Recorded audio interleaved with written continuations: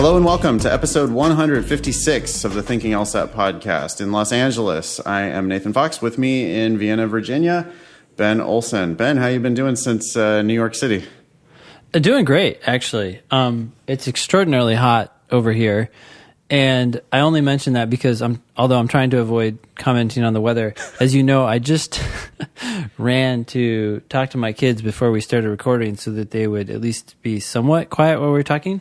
And when I got upstairs, the two back door sliding doors or whatever they are were wide open, and they're outside running around. I'm like, guys, it's 90 degrees outside.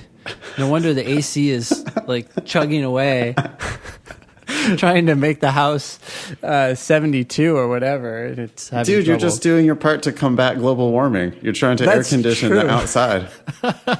Well, you know, it's hot out there in the backyard if you don't have the window or door. Yeah, you got to blast the AC out into the outside. Yeah. Cool. Today on the show, we have an update on the LSAT Demon. We have news about our upcoming class, October 20 and 21st in Chicago, Illinois, which is registering now on thinkinglsat.com. We have an email from Barry Law about a pretty crazy last-minute scholarship offer. We have someone asking about our use of psychedelics, and someone said that it benefited them when they were thinking about their personal statement. I can't wait to get into that. Okay. We have people asking about addendum, diversity statement, and resume issues. We have people wanting a sales pitch for strategy prep versus Fox LSAT versus 7 Sage, which we can chat a little bit about that. I'm not going to give much of a sales pitch for anything. We have a personal statement to shit on. We have a GPA addendum. I don't know if we're going to get to all this stuff. There's a lot here on the agenda today. What do you think, Ben? Yeah, we'll just give it a try and see if you remember anything we promised you in this teaser. Yeah, 45 minutes from now, you won't remember what we said we were going to talk about anyway. So just you get what you pay for here on the Thinking LSAT podcast. Remember, you can always email the show. That's help@thinkinglsat.com if you would like to get questions on the show. Please, no walls of text. Please keep those emails short and sweet. If you ask your questions at the top of the email, you are much more likely to get them answered. We have 815 members in the Thinking LSAT podcast group on Facebook. This week, they were chatting about, I asked for recommendations for where we should eat and drink and host our class and stay on October 20th and 21st in Chicago. So please join us on the Thinking LSAT podcast group and chime in about that. People were also talking about, last minute study stuff for the September LSAT and all sorts of other good stuff. So join the conversation, please, on Facebook. We now have 132 followers on our Instagram page, which is Thinking LSAT. I really never use that.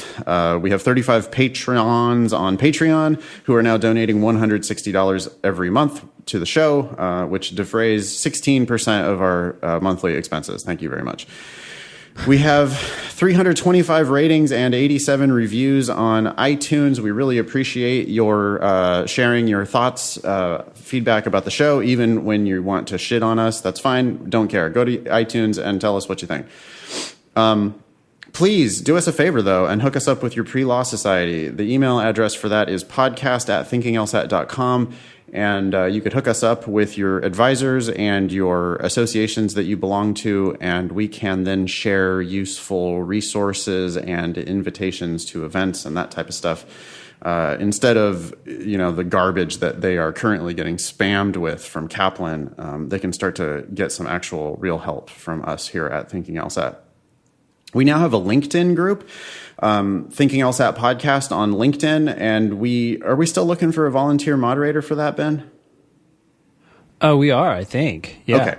So we would love somebody who is like if you're like a real LinkedIn user, power user, and you are also a listener of the show, and you would like to volunteer to be our moderator on the LinkedIn group, just email help@thinkinglsat.com and say you would like to volunteer for that gig, and you could do us a favor over there. We're also on Twitter. @ThinkingLSAT is the show. @NFox, that's me personally. @OlsonBenjamin, that's Ben. So if Twitter is your chosen social media, you can find us there. strategyprep.com, foxlsat.com to learn about all of our live services individually. I do classes in LA and San Francisco. Ben does classes live in DC, and we each have all sorts of online and one-on-one tutoring options. Awesome. All right. Let's talk a little bit about the Demon, Ben. We had some growing pains this week. We did.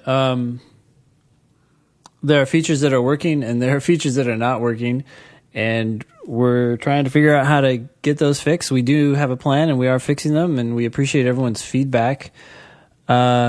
If you have any questions or things that you need help with, email us. We want to make it awesome for you, and so that's what we're working on doing right now, in fact. Yeah, software development is hard. As soon as we launched this out to the world, we discovered bugs that never came to our attention during the free trial testing period. We had many users in there testing it in the free trial, and just things didn't come up. But as soon as we pushed it out to the world, then all of a sudden things kind of came crashing down. The tool definitely works. We have taken care of anybody who, if people are complaining that things are going wrong and it's not what they expected, hey, we're not in the business of ripping people off. We are going to take care of you. We promise you that.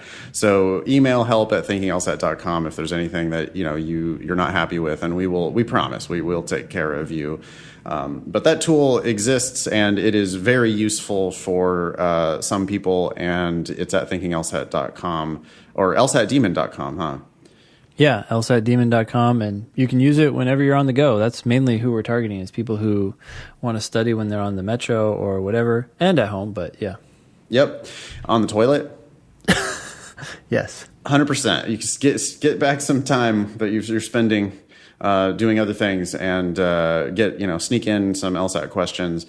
That's at lsatdemon.com, and that we promise you that is going to continue to get better, and we're pretty happy with it right now. But we did have some growing pains this week. We wanted to be transparent about that and apologize to anybody who was inconvenienced. But we are working on it. We promise. Okay. This thing. Oh, Chicago. You want to talk about that? We need to talk about Chicago. Yeah. So this is Saturday and Sunday, October 20th and 21st. It's $395. And we will be teaching our live class, which continues to get better. So we've done 2 already.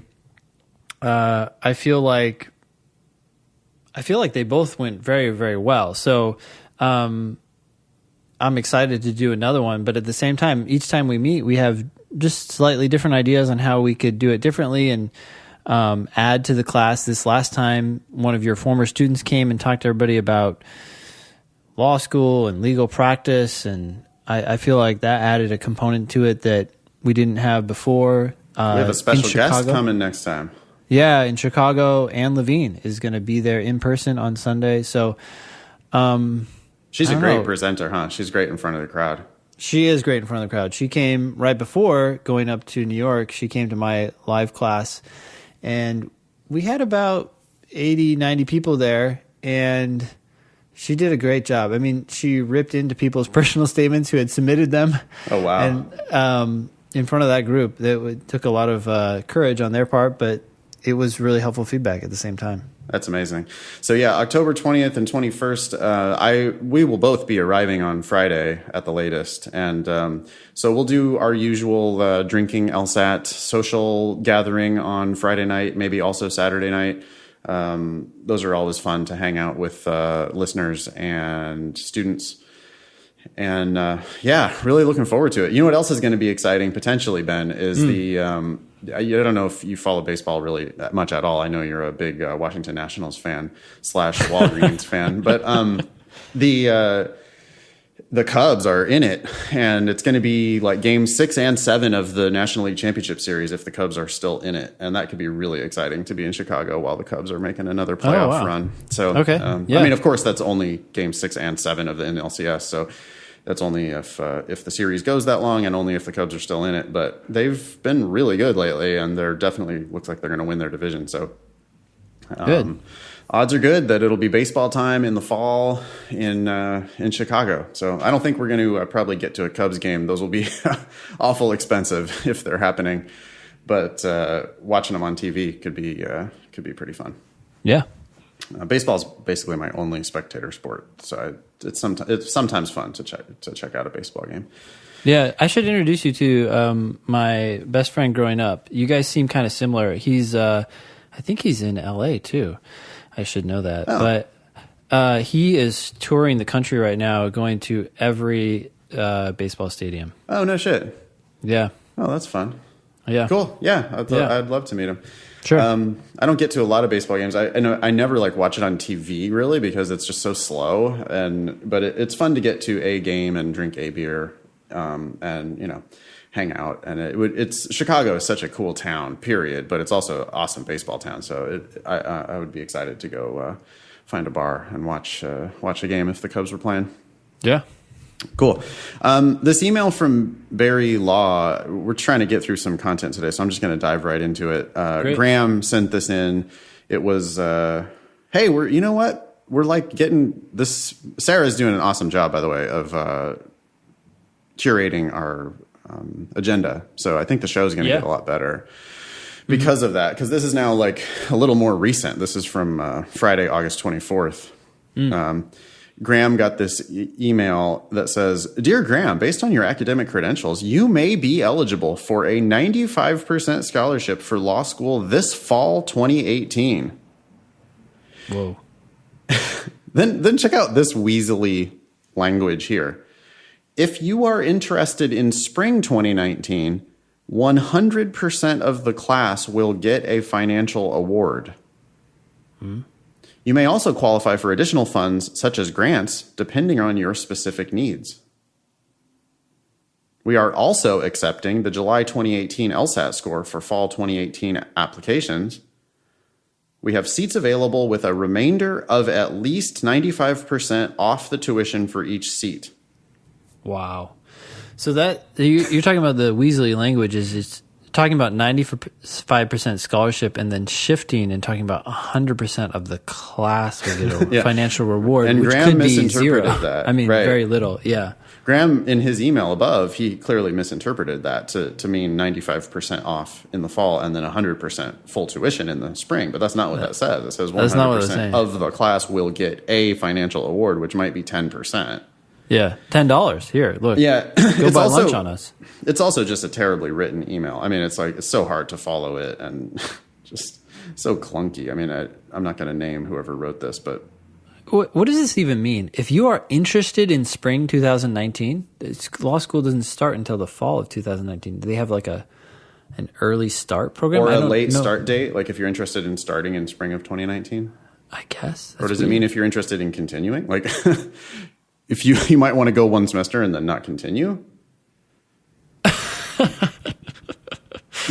one thing that we know for sure is that this is desperation. It is desperation. I mean, it's each August of the seats. Yeah. This came out August 24th, and it's like, hey, would you like to go to our school for free this right now? And they're willing to take 5% of their normal rate. Yeah, totally. Yep. So a couple $1,000 is pay as you go. Like pay what you want. It's this new thing. Pay what you want pricing for law school. The Barry University School of Law is an ABA accredited law school that offers a competitive, comprehensive academic success program, including individualized study plans all throughout law school, 1L comprehensive preparation for the bar exam, and tailored bar preparation for any state. Barry Law actively assists in externship and job placements within the country or internationally. Classes begin next week, so apply today. Please contact us at lawadmissions@barry.edu today for full details regarding our financial awards. We are committed to working with you to help put a Barry Law education within reach. There you go. Just go to Barry Law for free. Wow.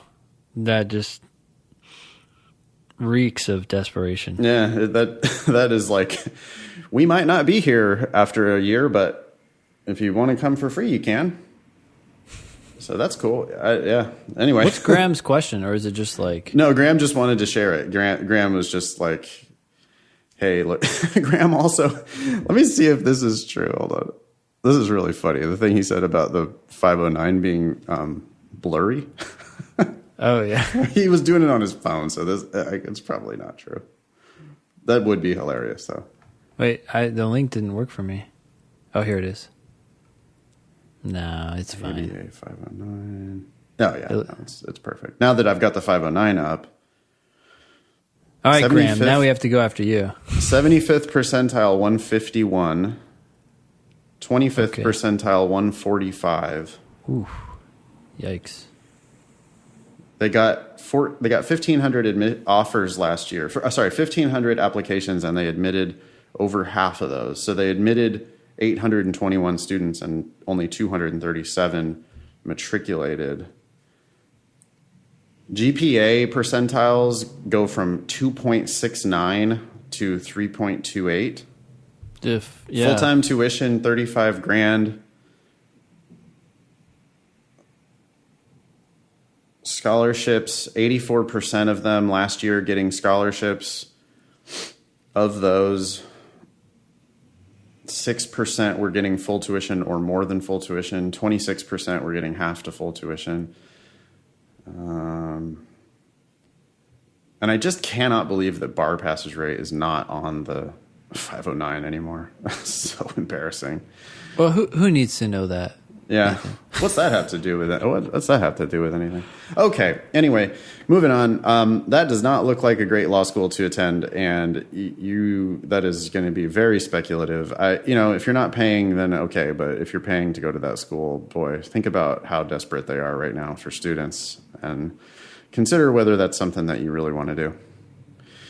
Anyway, hold on. I can't believe this. I'm looking at schools from which students transferred. So someone transferred from George Washington. What were they thinking? Yeah, they wanted to live in Orlando for whatever reason, and they wanted to not pay. I'm sure that must have been a full tuition scholarship transfer. Must have been. Okay. Yeah. Anyway. Okay, want to do this next email? Yep. Let's see here. Dear Graham. Hello, Ben and Nathan. And new gatekeepers. That's Sarah for now. If I make it to the show, please refer to me as Stone. I have a question about my personal statement that I would like to ask. Okay, you didn't need that sentence. We know why you're writing. Okay. I heard you two discuss psychedelics in a podcast, and I was wondering if I should share my thoughts of what I experienced when I tried LSD for the first time in my personal statement. Oh my God. Really?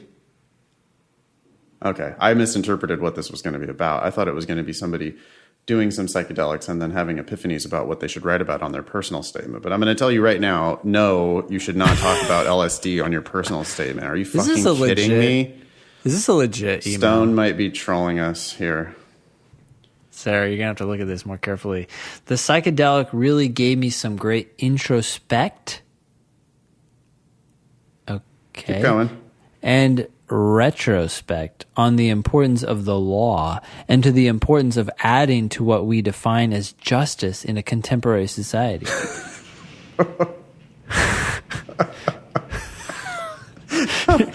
What? Okay. I believe that sharing some of this insight could catch the eye of some great law schools, but I also believe that it is the exact thing that would scare some admission departments away. I'm glad you've regained your senses. Hell yeah. Okay. I am pursuing a legal education for my desire to transform the, quote, box, close quote, of the legal sphere into... Wait. Is that an analogy? 'Cause the box of the legal sphere. That's awesome. That doesn't go together. Into one that can better help and understand people.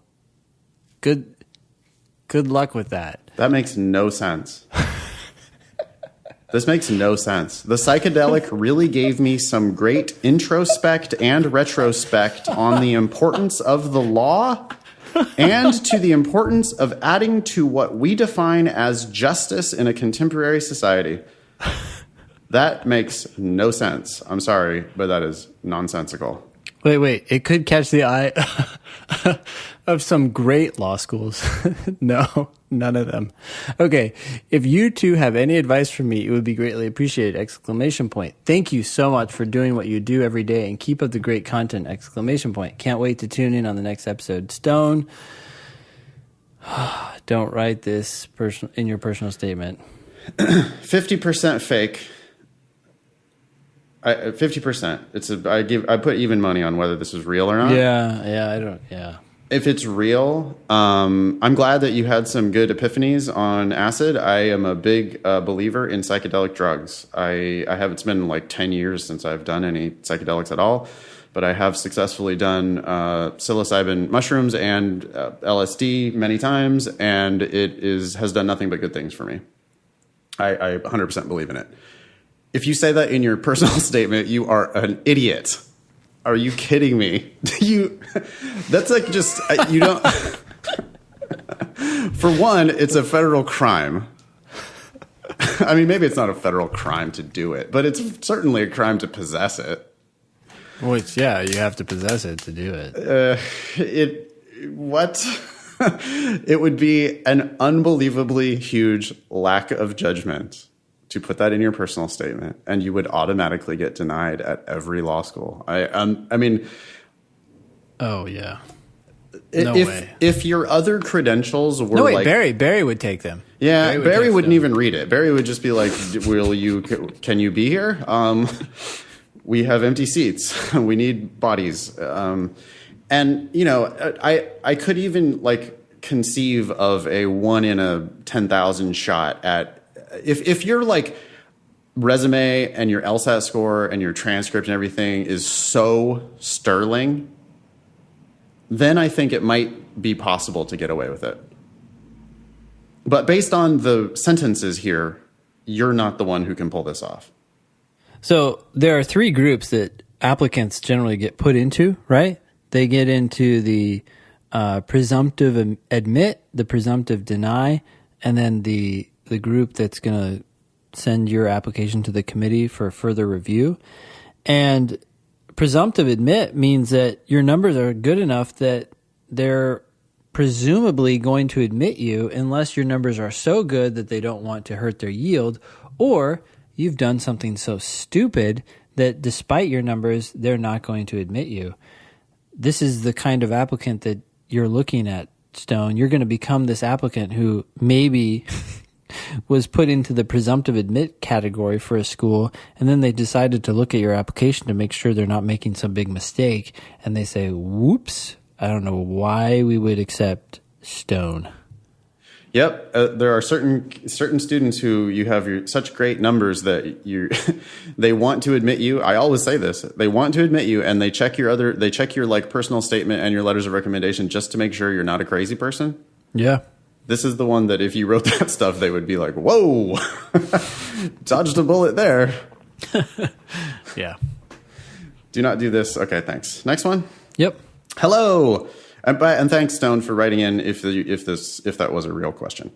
Hello. I recently started listening to your podcast, and it has spurred some questions about what to include in my application. Some background on me as an applicant. I went to Drexel for undergrad, 3.75 GPA, and Columbia for my master's in public health.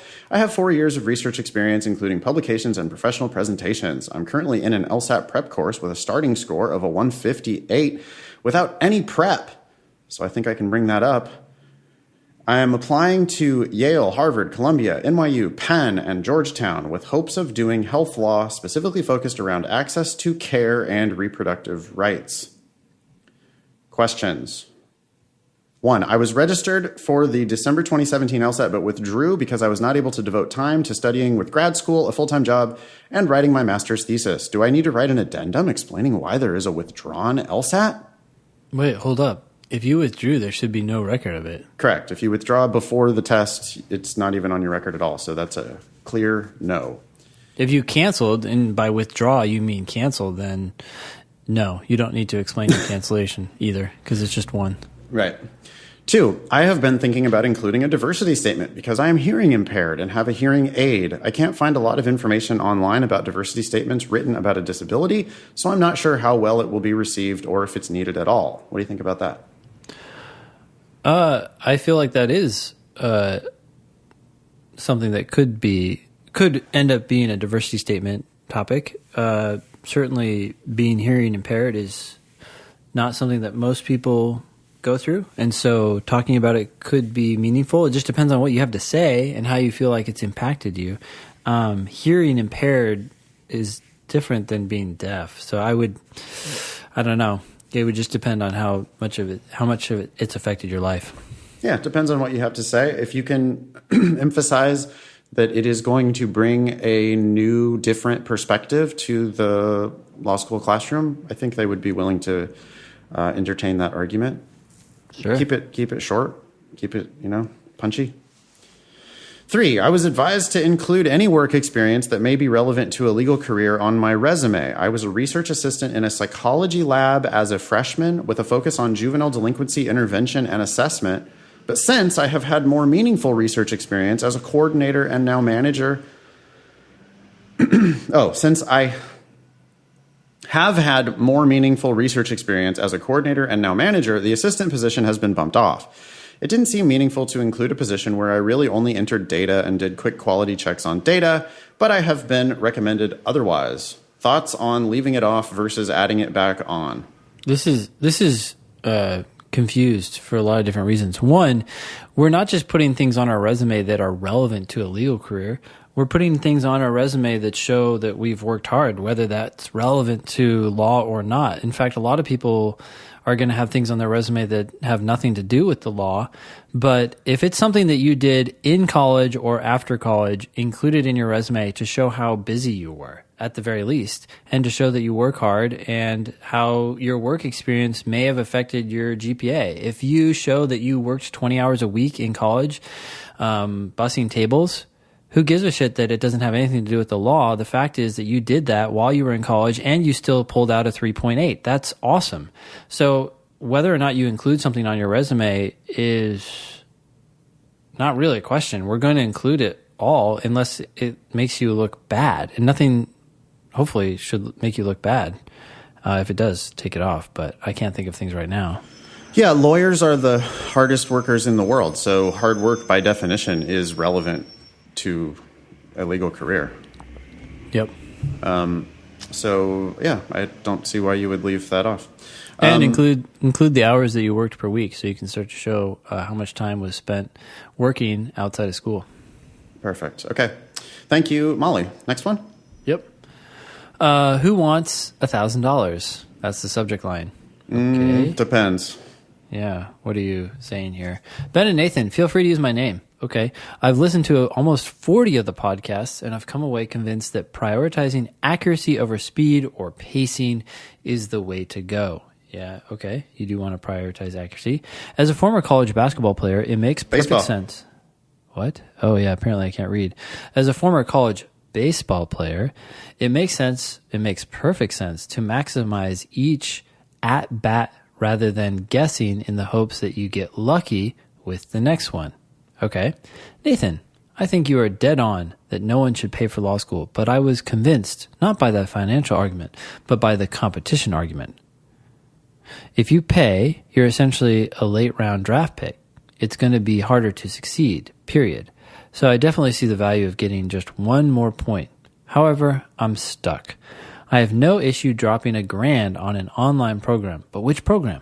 Kaplan? I'd rather eat Halo Top. Nathan, I'm almost done with my free class, but I'm deciding between Fox, LSAT Strategy Prep, and 7 Sage. There's not exactly any hard data on programs, so everything I read is anecdotal. How would you compare or contrast Fox, Strategy Prep, and 7 Sage if you know anything about it? More importantly, I donated $10 on Patreon hoping to get this on the show. #no shame. And I think it would be entertaining to hear a sales pitch for each of your respective online products. Thanks, guys. Brandon.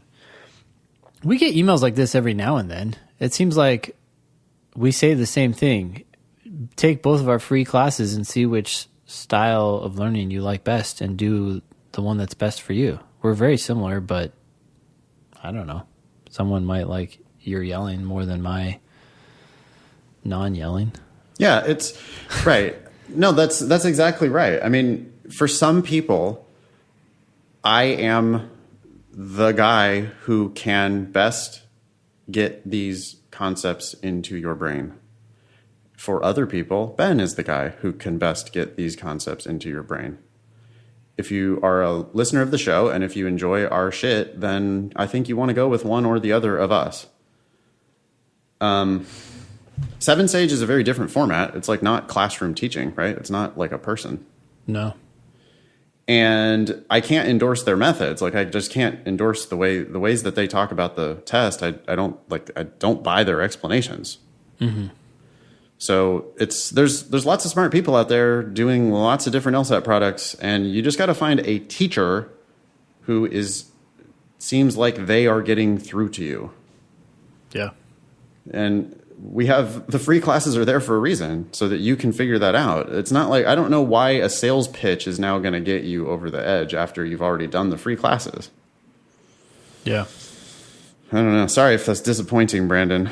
For anyone who wants to try the free classes, you can go to foxlsat.com/free or strategyprep.com/free. Perfect. Yeah. Next. Yep. You? Yeah, me. Hi, guys. Update about withdrawals. They are not counting toward my GPA! Exclamation point, exclamation point, exclamation point. GPA 3.73. Huge sigh of relief. Wish I could provide more about why, but the process is so ambiguous. My best guess is that it comes down to whether or not it affected your school's reporting of the GPA. But I read about past accounts where that was not the case. You may have seen from Facebook that I hit a 177 practice test, and my updated graph is drumming up lots of new conversations. That's on the Thinking LSAT Facebook group. Yeah, check that out. Ezra has been posting data on practice test scores over time, and wow, all the way up now to a 177. We've talked about it previously on the show. There were periods where that practice test record showed like, oh boy, a big decline, you know, or oh no, a plateau, or oh no, I haven't really improved all that much from my starting score. But if you look at it over a longer time frame, you see that it is, continuing to head upward in the long run. And now, wow, Ezra is all the way up to 177. Amazing. Yeah, no, it looks exactly like the stock market. It's bouncing up and down, but going up over time. Don't try to predict it. Don't try to time it. Just keep in it for the long term, and you will do great. Yeah. Also, I attached a draft of one possible personal statement. If you want to tear it to shreds on the show, that would be absolutely amazing, and I would love it. Cheers, Ezra. Well, I'm inclined to do it. Yeah, let's do it.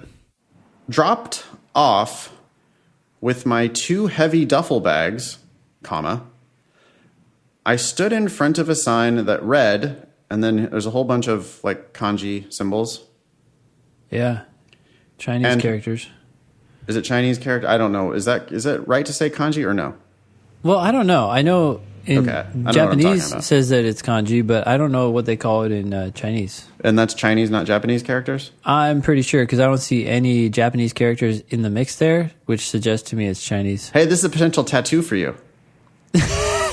Yeah, this looks like shit. I'm not doing that. But okay. Yeah. Okay. Thanks.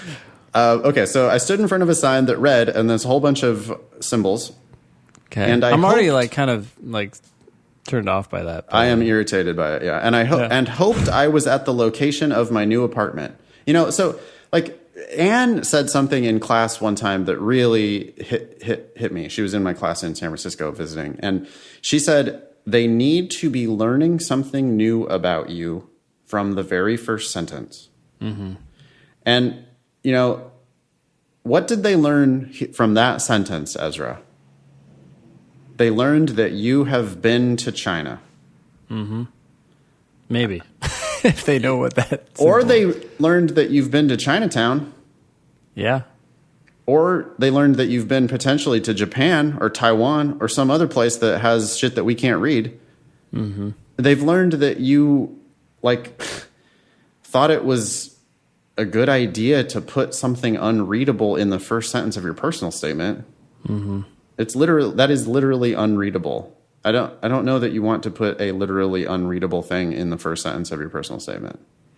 And not to pile on here, but this stuff screams at me. and I can't imagine it doesn't scream to some reviewers, especially at the top law schools, your comma is outside of your quotation marks, and it just, I don't know, it just looks awful. The sentence construction is also just terrible in the first place. The beginning, like, I say this all the time to my class that I will, as someone who is a decent reader and writer, I will start judging you immediately in like 2 sentences, I always say. But I have judged Ezra here in 8 words and a comma. The sentence starts with, dropped off with my 2 heavy duffel bags, comma. And I'm like, where's the subject of the sentence? It's already passive construction. Who dropped you off? Yeah. You know, like, you are not the actor in that clause. And what? You got dropped off? Who cares? You got dropped off with duffel bags, but that's now the start of your first sentence is dropped off with my 2 heavy duffel bags, comma. What's going on? Come on, keep it straightforward and make, like, you go somewhere, do something. Don't be dropped off. After returning from the alien mothership. Yeah, we don't know where you are. We don't know where you're coming from. We don't know where you're going. Okay. And hoped I was at the location of my new apartment. That's grammatically incorrect, by the way, because if you're going to put a comma in front of that and, that means that what comes after it needs to be an independent clause, and right now it's not, because it doesn't have a subject. I stood in front of a sign that read blah, blah, blah, and... Oh, I stood in front, it should say not, there shouldn't be an and, it should say hoping instead, right? I stood in front of a sign that read, hoping I was at the location of my new That would apartment. work. Yeah, you could do that. Or you could do, and I hoped, if you wanted to put that subject in there to make it independent clause. But right now it's wrong. Yeah, okay. Upon entering the building, I found a round, little gray-haired man with a friendly smile and kind eyes standing behind the security desk. What? Sorry. I was going to say, this is trying to create a narrative. Yeah, it's this like cinematic bullshit that it's kind eyes. You should. Yeah, I know. Kind eyes is like, are you writing this dude's Tinder profile or what? Are you setting someone up on a double date? Why is this man's eyes? Why are this man's eyes in your personal statement? Sorry, it's funny. Okay. I waved, said hello, and asked in English, where is 434 Lanchet Road? He smiled even broader and vigorously nodded his head. Oh, Ezra. You asked him where it is, and he nodded vigorously. I mean, okay, trying to get across that you're at your right place. So here's what happened in your first paragraph. You found your apartment that you're supposed to be going to, and there was a beautiful man there.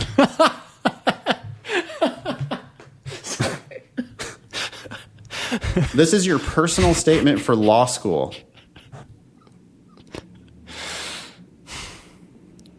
You're not making a case for yourself here. You're supposed to be making a case for yourself. You're supposed to be imparting the idea that you are going to be a kick-ass lawyer and law student. What is this? Whose story is that? What is happening? Why am I reading this? You're wasting my time. And I like Ezra, I'm on your team. I want you to be successful. But I read this and I go, huh? I thought you were trying to get into my law school. What are you? You gotta keep reading this. This is good. Okay. Living in Taiwan for 2 years required adjusting. I mean, no shit, for one. Okay. Language barriers, like the one above, were just one of many difficulties. Vague. Well, also multiple language barriers. that could probably just be the language barrier. Yeah. Luckily, I am no stranger to new languages, cultures, and ways of life. Oh my gosh. You don't like it? No, it just seems like a huge claim. But okay, I'm listening. It's vague. You don't need to say that. You could just immediately go into the next stuff, right? Yeah, yeah. If you say, I grew up learning Hebrew, traveling twice to Israel. I studied Spanish in grades 3 through 12, traveling to Mexico, and spent a semester in Peru. I even took German classes. I mean, okay. Yeah, that... I don't know. I feel like that's a stretch. I mean, you grew up learning Hebrew. Okay, so you took some classes, and then you went to Israel twice. So now you're an international, like, vagabond. I studied Spanish in grades 3 through 12, traveling to Mexico. Who hasn't traveled to Mexico? A lot of people do that, and it doesn't mean, neither of those mean that you're fluent in Hebrew or Spanish. Yep. Yeah. Right? But you do not have to be fluent in either of those languages. You have studied them and you have traveled there. You could completely not be fluent at all. I feel like Ezra's trying to be this international man of mystery, but it sounds like an experience that's not too far off. I even took German classes. So Spanish wasn't working out. You took a couple classes in German. Now, can you go talk to anyone in those countries? That's what I want to know. Can you live there? Yeah, if you put I'm fluent in Hebrew, Spanish, and German, then you don't need to say anything more. You don't need to say you traveled there. But when you say all this other shit, it makes me think you're not. Yeah, that you're like trying to present, like build evidence that you have this international, I don't know, experience or whatever. But okay. Yeah. As I settled into my new life in, and here's some symbols, city. Sorry, I'm in a goofy mood. This is fun. 100% do not do this, Ezra. You got to take these stupid symbols out of this personal statement. You're insulting your reader. You're just like, you're making it impossible to read. Like, what are you doing? It has an English name. This personal statement needs to be written in English. And now you're putting these symbols in your what? Okay. As I settled into my new life in hieroglyphic city, I would come home after each full day of MBA classes and teaching English, grateful for the unfailing smile from that same security guard. Oh, he's coming back. Okay. I stopped by his desk every night to chat. We began with gestures, pictures, and broken language. Eventually, and inevitably, our conversations evolved. Ooh, it was destiny. It's meant to be, Ben. I gotta put myself together here. Yeah. Ben, sometimes you just see it in their eyes. You can just tell right away. Sometimes you just know. Those kind eyes, it's inevitable. Man, I might not have to work out today. My abs are already getting a workout here. Okay. I showed him translation apps, and we began to teach each other new words, him speaking English and me Mandarin. Over time, we broadened our nightly conversations from greetings to the weather to hobbies, career questions, and family matters. Then there's quotation marks and a whole bunch of symbols inside the quotation marks. This is the sentence. It's a whole bunch of hieroglyphics, I would say. Not me, he would reply politely. You are my teacher, even though he truly was my... And then there's more hieroglyphics. I'm guessing that's teacher for, Chinese. I could read if it said sensei. Anyways.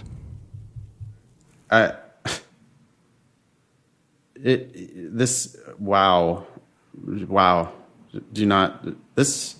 It's not that often that a personal statement needs to be blown up and completely start from scratch. But this is, I'm not seeing anything salvageable so far. Okay. There are many interpretations of learning that incorrectly emphasize hard work as the central or even sole factor in determining success. Whoa. We're shifting gears now into a strong statement about philosophy of education. Yeah. Saying it's wrong to emphasize hard work. Whoa. Have you read the book Grit by Angela Duckworth? She is a PhD scholar on the subject of education, success, and hard work. It'd be interesting to see what she has to say about this sentence. Have you ever met a lawyer? Have you seen the movie RBG? While working hard toward a goal is often a component of many great achievements, there is another aspect to learning and developing, exemplified by those nightly conversations and then there's more of these obnoxious symbols. No idea can develop without communication, collaboration, and using the greatest resource we have at our disposal, one another. Oh my God. Philosophy, man. Yeah, this is now just trite. Okay? This is now just you rhapsodizing about the philosophical bullshit about humanity, and it's all about each other, man. Like, what? I'm supposed to be learning something about you as a lawyer and law student. Was this Stone? Stone No, then wrote us back with his actual name? Stone could be double trolling us with the... Yeah. Okay. Unfortunately, past traditions based on fear and bigotry urge us to close borders, distrust foreigners, and hold our own country above the rest. Oh. With globalization in full swing, if humanity is to succeed, we need to work together. This can only be done if we learn how to communicate with one another across cultural, political boundaries, and unite globally. Okay, all of that is bullshit. Get all of that out of your personal statement. So vague and vacuous, and just you sound like a politician. You also sound like a high schooler. You know, it's like people don't understand what personal statement means, I think. They're supposed to be learning about you. They're not supposed to be learning about your philosophies of uniting the human race. Truisms, Nathan. They're truisms. Yeah, they're... It's just trite bullshit. No one wants to hear any of this. We're glad that you have these philosophies, Ezra. That's nice, but that's not what this personal statement is about. You're not teaching me anything about you. I actually feel like the philosophies undermine you too. I mean, just the fact, it just seems naive and overly optimistic and idealistic. If humanity is to succeed, we need to work together. That is the most trite. That is like such a waste of time. Who's going to argue against this? No one is going to argue against it. It's fucking like we're going to sing "We Are the World" now and hold hands and like, yeah, okay. This is not personal, Ezra. This is not. Where are you in this statement? You're talking to your new friend at the counter of your hotel. It's a lovely moment you're having with this guy, but look at this next sentence. Holy. Here it is. You ready? Brace yourself. I can't believe you would say this after listening to the podcast. But anyway. That's true. Ezra, yeah, this is bizarre. Again, it makes me think that maybe we're being trolled because here it is. Okay. Law school will help me bring humanity together. Awesome. I hope it does. I hope it does too. Maybe Ezra is going to just solve all of our problems. I think Ezra wants to run for president and sees himself as winning that in the future, despite the fact that his odds are better at becoming an MVP quarterback. Yeah.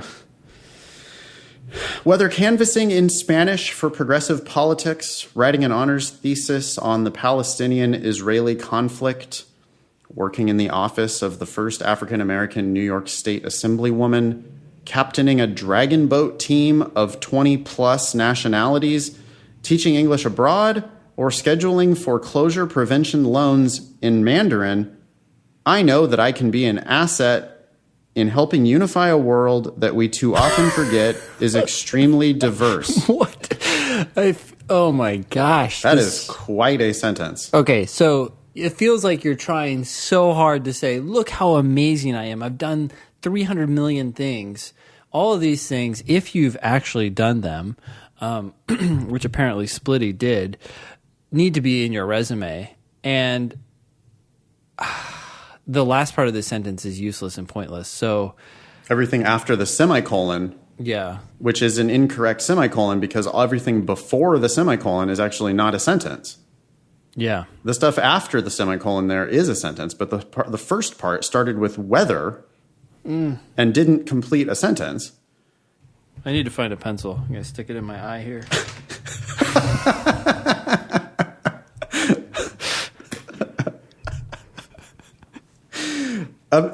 Okay, so furthermore, the previous, like, where he was, like, taking Spanish classes as a child and going to Mexico one time, if he actually canvassed in Spanish, then he could just say he canvassed in Spanish for progressive politics and just cut out all that previous bullshit, which undermines the point of, do you speak Spanish? I'm now still confused. Like, is this hypothetical that you're going to go out and canvass in Spanish, or did you actually do this thing? Yeah. Did you schedule foreclosure prevention loans in fucking Mandarin? Or are you making that up as I'm going to do this after I go to law school? Was this after you learned Mandarin from the security guard? Right. What? This needs to be much more. It needs to be way more just straightforward. And any one of these things, by the way, I mean, here we actually have some usable stuff. Sure. Working in the office of the first African-American New York State Assemblywoman.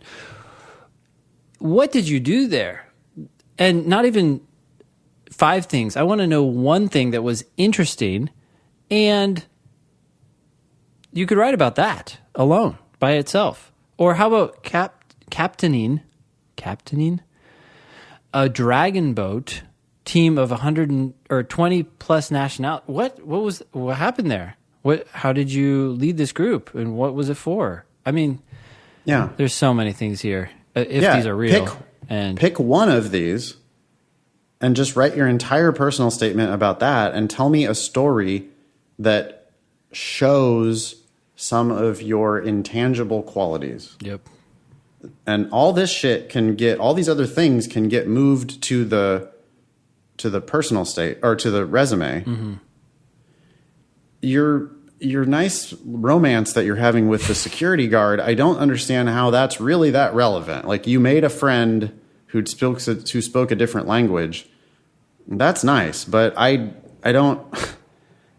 That's not what that's not an achievement to make a friend with a random security guard. Yeah. And these other things are so much. You're undermining all these other things that you've actually done. So yeah, talk about your work. Mm-hmm. I think you're going to be much better off here if you talk about, give me a story from the New York State Assembly. Yeah. Just be more serious and much less cinematic. Mm-hmm. And just stop with all the rhapsodizing about how you're going to bring the world together. I would love to advance my education so I may further represent those without a voice in United States '(S) society. What? Interpret new technology laws to increase accessibility and global connection. What does that mean? Or strengthen ties to the world through international law. What? Oh my gosh. Do you think you're like Zeus? Whoa. I mean, any one individual can barely affect any of this, and that's even if they are president of the United States. None of this means anything. It's all so vague.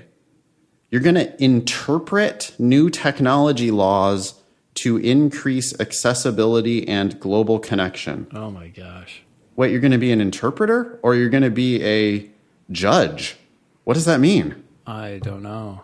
But you're going to interpret the laws, and you're going to do it in such a way to increase accessibility and global connection. So what? HTTP is now more legal friendly, and so people are chatting more than they were before. You're going to strengthen ties to the world through international law. Ties to the world?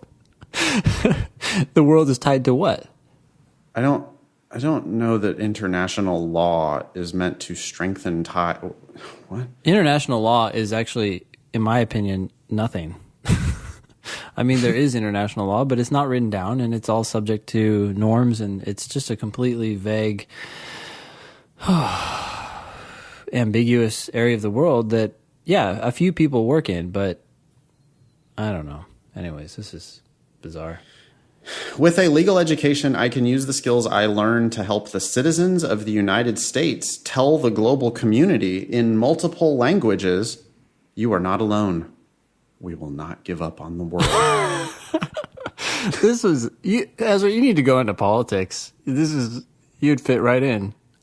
This is the kind of stuff people stand up and say, and then they go off and do nothing. Yeah, trite, meaningless, just... Yeah. We're going to say it in multiple languages. You're going to stand up and say it in Spanish and Mandarin, and now the world's going to believe you? I'm sorry. It's like, and I don't, hey, the sentiment behind it, I feel you, you know? I'm not. I don't even not understand like, the sentiment behind it. What's the sentiment? I'm having a hard time. I'm having a hard time understanding it, but I feel like Ezra has a good heart. You know, I think that this is coming from a place of genuinely wanting to bring the world together and wanting things to be better. And I get it. Like I'm with you. Okay. I'm on your team, but this is a horrible personal statement. Mm-hmm. Like you are not helping your own case here by just going on and on about kind of meaningless. I don't know. Trite is the word. I've said it 10 times now, but it just comes off as completely naive. Mm-hmm. I still remember my last conversation in Taiwan with my friend who is now named in these fucking symbols again. I told him, quote, fucking symbols. It was a rare moment when his smile faded for a moment and he answered in flawless English, I am sad you will leave, but you always have a home here. We still keep in touch. And that's the end of the personal statement. Oh, well, I hope we've given you some ideas to start over and come up with something that will reflect many of your awesome talents, because I don't doubt that you have them. If you've done anything remotely similar to what you describe here in this long-ass sentence, you have a lot to talk about and a lot of great things to talk about, and you need to focus on them and make yourself credible and focused on one thing. And a 3.73 and a 177, and you're like an awesome candidate, and this is one of the worst personal statements I've ever seen.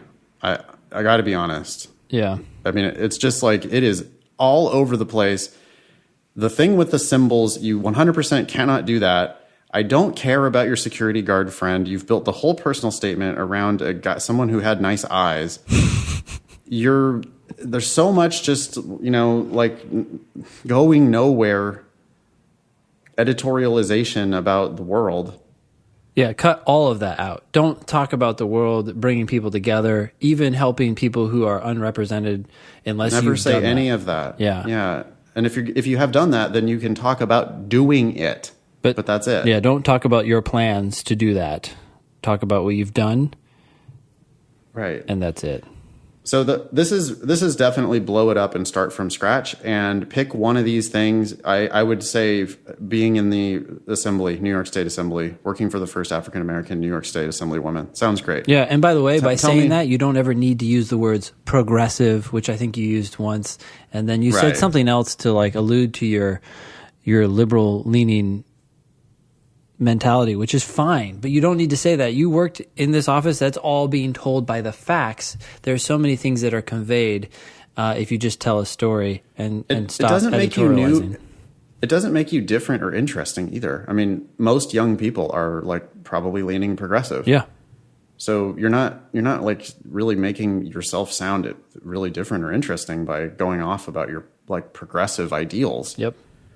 Instead, talk about what you've done. Talk about what you're bringing to the table and you want to demonstrate that by showing me what you have done. And this list, there's one sentence in here that lists out all these things. Like, okay, I would love to hear more about those things. Mm-hmm.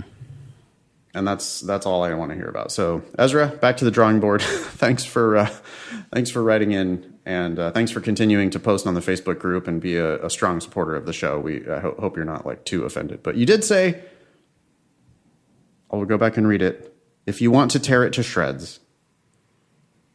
So, yes, we delivered.